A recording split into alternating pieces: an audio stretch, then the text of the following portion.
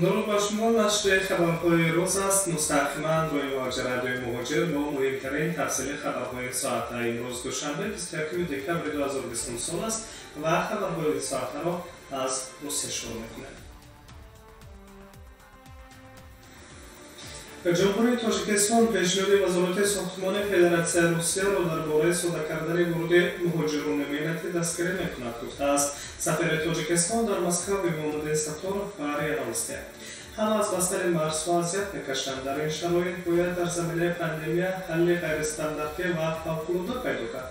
پیشنهاد وزارت ساختمان روسیه که شرکت‌هایی که به مهاجران مهنتی نیاز دارند بتوانند مسئولیت تامین جایگاه کاری را بر دوش گیرند و تامین اقامت و آوردن مهاجران کاری از کشورهای ما یکی از چنین راه‌های حل است گفته است محمد ستارov. سفیر تاجیکستان در روسیه خاطر رسان کرده است که در 20-30 سال اخیر اقتصاد روسیه با جلب شمار زیاد مهاجران ملتی فعالیت میکرد و هیچگاه چنین وضع نبود که مرزها بسته شده مردم داخل روسیه شده نتوانند. حالا این پاندمی نشان داد که ناوابسته از آنکه آنها چه میگویند اقتصاد روسیه بدون جلب مهاجران کاری از دیگر کشورها کار نخواهد کرد. سالهای اخیر اقتصاد روسیه رشد کرد و این کار بدون ذخیره‌های ملتی امکان پذیر است. غیر امکان پذیر است که را داشته است محمد ستارov. پیشتر وزارت ساختمان روسیه پیشنهاد کرد که شرایط ورود و کارگران مهاجر و بر روسیه صادر کرده می شود. یکی از شرط‌های قبول نیروی کاری خارجی به این کشور باید آزمایش منفی برای کووید 19 باشد که نه بیشتر از 3 روز پیش از سنه واردشوی گذرانده شود. تشکیلات و مؤسسه‌های ساختمانی که کارگران خارجی را به کار در روسیه جلب می‌کنند اینچنین وظیفه دارند که منزل زیست مهاجران را تامین کنند. وزارت ساختمانی روسیه باور شده است که محدودیت‌ها برای ورود خارجیان به این کشور در بهار از جانب حکومت روسیه در رابطه با پاندمی نوعی کووید 19 قبول کرده شده بود. بخش ساختمان در 50 منطقه روسیه وابستگی قوه کاری را جدی احساس می‌کنند و با آنها زیاده از 190,000 نفر کارگران خارجی لازم است.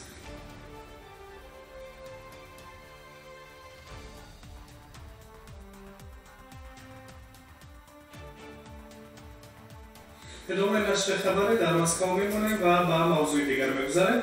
سامبوچیان تاجیک در چمپیونات سامبو در مسکو یکباره 5 مدال به دست آوردند. خبر می‌دهد اگنسی ملی اطلاعاتی تاجیکستان خبر با استناد در فدراسیون سامبوی تاجیکستان. در مجموع در این مسابقه 11 پهلوان معروف تاجیک شرکت کردند که 4 نفر آنها 5 مدال برنج را به دست آورده. در این مسابقات بین‌المللی شرف و پرچم تاجیکستان را بالا برداشتند. ورزشکار تاجیک علی محمد علیف در دو وزن دو نمود مدال برنج از روی ورزش سامبو و هنرهای رسمی در وزن 57 کیلوگرم صاحب مدال برنج گردید. یک مدال برنج دیگر را دیواشتیچ اوبایدی در وزن 74 کیلوگرم صاحب گشت و پهلوان دیگر سبقت‌های سامبو محیدین و عثمانبک توکلیف در یک مدال دیگر به دست آوردند. چمپیونات سامبو مسکو به خاطر پهلوان نامدار سامبو آناتولی خرلمپیف بخشیده شده در مجمع ورزشی لژنیکی مسکو برگزار کرد. با برنامه چمپیونات عنعنوی بین‌المللی مسابقه‌های سامبوی ورزشی بین مردان و زنان و سامبوی محاربه‌ای بین مردان داخل کرده شدند. در سال 2009 این چمپیونات که یکی از مرحله‌های مهم چمپیونات ژاپن سوپرکوبک یا جام جهانی سامبو میباشد. علاوه از بر پاندمی کرونا ویروس همان برخها بدون تماشاگران صورت گرفتند و اکثر جایزه‌ها را ورزشکاران دسته منتخب روسیه به دست آوردند که شماره عمومی 42 مدال از جمله 22 طلا و جای اول در سبقت مردانه و در سامبوی زنانه را دسته منتخب روسیه صاحب گشت. در سبقت مردان جای دوم نصیب منتخب دسته ازبکستان و جای سوم دسته منتخب قرقیزستان صاحب گردیدند.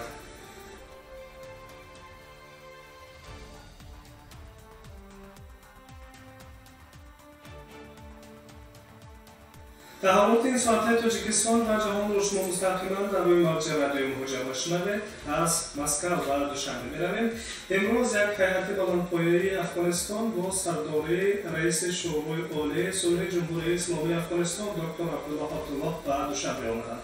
21-22 دکتبر دکتر عبدالله و پرزیدنت جمهوری تاجیکستان مومن رحمان، سروزیر جمهوری قاهره رسولزاده، رئیس مجلس نمایندگان مجلس عالی جمهوری تاجیکستان محمد طاهر زاکرزاده و وزیر کارهای خارجه جمهوری تاجیکستان سراج الدین مخلدین ملاقات می‌کنند. در جریان ملاقات‌ها در دوشنبه دوره وسیع مناسبت‌های دوشنبه و کابل در ساحه‌های اقتصاد، تجارت، امنیت، صلح و تطبیق روند صلح و گفت‌وشنودهای جانب‌ها در افغانستان بررسی می‌شود. تاجیکستان انتظار است که سفر دکتر عبدالله به دوشنبه در زمینه رشد بعد مناسبت‌های دو کشور خواهد گشت.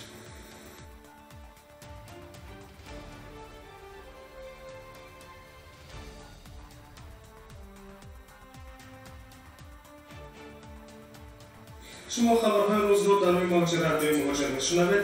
حرکت هوایی بین دوشنبه و تاشکند حالا برقرار کرده نمیشود. قرار حرکت هوایی بین پایتخت دو دولت ماه ینوری سال 2021 آغاز کرده شود. در نیمه ماه اکتبر جانب‌ها امکان از 1 نوامبر برقرار کردن پروازها میان دوشنبه و تاشکند را بررسی کردند. سپس این مدت را تا 1 دکتبر موقوف گذاشتند و بعدا مدت نو 1 ینوری سال 2021 بررسی شد. به احتمال زیاد حرکت هوایی میان دوشنبه و تاشکند در بهار از سر گرفته خواهد شد. می‌نویسد خبرگزاری آزاد پلس با استناد به یک منبع خود. گفته می‌شود که بعضی اپیدمیولوژی با سبب پاندمی کرونا ویروس در هر دو دولت و مقامات امکان نمی‌دهند که در این مسئله تصمیم فوری و نهایی بگیرند. همچنین در خبر درج می‌گردد که قبلا نگهداری هوانوردی شهروندی تاجیکستان خبر داده بود که دستگاه ستاد جمهوری مبارزه با پنجشنبه سرایت کرونا ویروس را برای سرگیری پروازها به تاشکند گرفته است. حرکت هوایی بین تاشکند و دوشنبه 16 مارس سال جاری موقتا خط کرده شده بود. در حال حاضر گزارش شهروندان در مرز زمینی بین دو کشور قسماً اثر گرفته شده است. تا حال تنها با 3 کاتگوری یا خود قسمت شهروندان تاجیکستان و ازبکستان اجازه داده شده است که به دولت‌های خصوصی سفر کنند. در بین آنها دانشجویان دانشگاه‌های تاجیکستان یا ازبکستان نیز هستند. دانشجویان هنگام عبور مرز با تاجیکستان و یا با ازبکستان باید در یک جایگاه با شناسنامه‌های خود، شهادتنامه‌های دانشجویی و تحلیل موجود نبودن سرایت کرونا ویروس را که ندیرتر از 72 ساعت قبل از عبور مرز انجام داده شده است پیشنهاد کنند. غیر از قانون امروز سرحد را شهروندان تاجیکستان و ازبکستان عبور کرده می‌توانند که در آن طرف مرز همسر، زن یا شوهر یا فرزند دارند. و کاتگوری سوم شهروندان دو کشور که اجازه عبور از مرز را دارند آن شخصان داخل می‌شوند که اجازه دارند داخل خط ستاد جمهوری تاجیکستان و ازبکستان را برای مقاومت با سرایت کرونا ویروس دارند.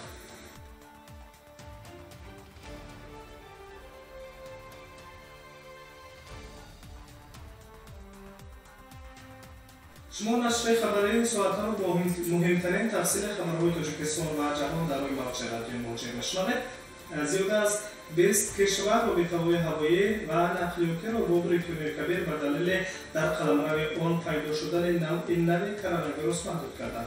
با گفته کارشناسان نوع کرونا ویروس نسبت به حالی که البته معلوم بود خیلی زود پهن می‌شود، اما گفتند درباره خطر بیشتر آن هنوز وقت است. نوع زود پهن شونده کرونا ویروس در بریتانیای کبیر در نیمه ماه دکبر کشف شده بود.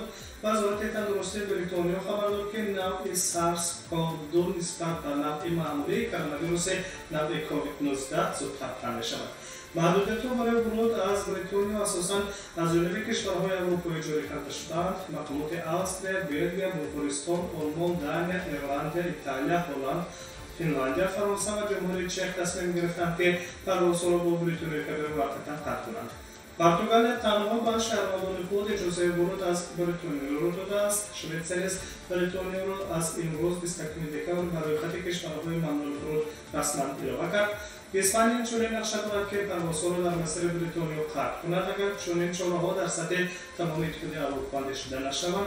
کانادا اینچنین پروازها با بریتانیا را برای 72 ساعت قطع کرده است. اسرائیل ورود شهروندان خارجی را از بریتانیا بجز از شهروندان خودش بازداشته است. در همین حال ترکیه پروازها به بریتانیا، دانیا، هلند و آفریقای جنوبی را که در آنجا یک نمود نوع کرونا ویروس زود پهن شونده نیز پیدا شده است بازداشته است.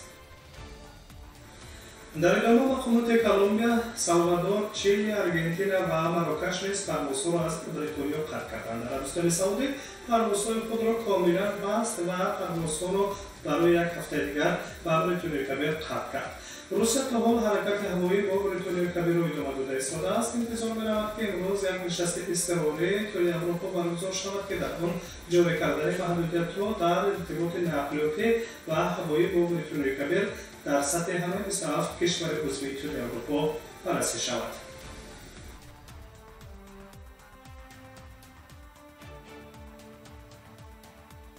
تفسیر مهمترین خبرهای این ساعت تاجیکستان و جهان بود مستقیما در روی موج رادیوی موجه. خوش باشد در ساعت بعدی انتظار خبرهای تازه بمانید.